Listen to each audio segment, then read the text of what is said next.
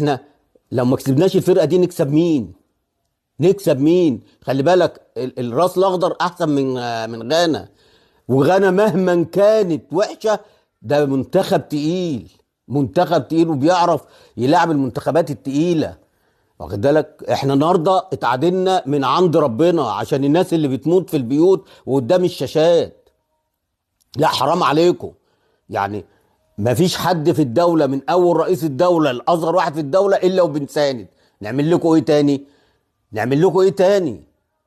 برضه هنطلع ونقول هنساند. وحتى لو كنا خسرنا هنساند.